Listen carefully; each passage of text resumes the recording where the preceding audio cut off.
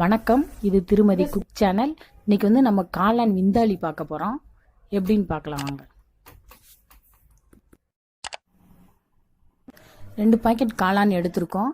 அதை சுத்தப்படுத்தி கட் பண்ணி வச்சுருக்குறோம். 10 கிராம் இஞ்சி, 10 கிராம் பூடு எடுத்து வச்சுருக்கேன் 2 பாக்கெட் காளானுக்கு. 2 பல்லாரி வெங்காயம், பெரிய வெங்காயம் 2 அரிஞ்சு வச்சுருக்கேன். கருவேப்பிலை இருக்குது. 3 தக்காளி கட் பண்ணி வச்சுருக்கேன். இஞ்சி பூண்டு பேஸ்ட் எடுத்து அரைச்சி வச்சுருக்கோம்.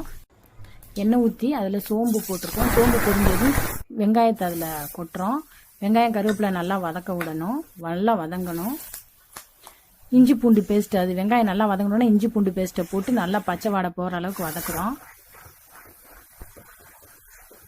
நல்லா வதக்கிக்கிட்டே இருக்கணும். கறி மசால் பொடி போடுறோம். மிளகுத்தூள் கொஞ்சம் போடுறோம். சீரகத்தூள் கொஞ்சம் போடுறோம். மிளகாத்தூள் 1 ஸ்பூனு. இல்லை மசாலையும் நல்லா பொரிய விடணும். மசாலா நல்லா பொரிஞ்சதுக்கப்புறம் தக்காளி கட் பண்ணி வச்சுருக்க தக்காளி அதில் போட்டு அதையும் நல்லா வதக்கணும்.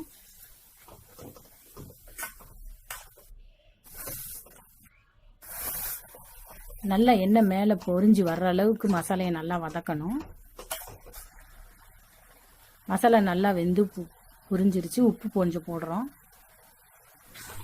பாருங்கள், மசாலையை தான் நம்ம பொரிக்கிறோம். மசாலையோட தண்ணியை தான் அதில் ஊற்றுறேன்.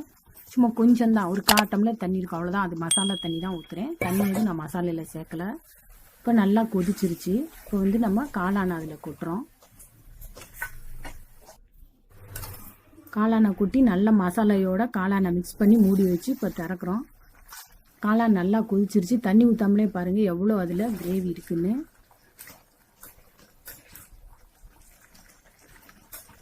நல்லா வெந்துருச்சு. காளான் ரெடி ஆயிடுச்சு. கொத்தமல்லியை தூவி காளானை இறக்குறோம்.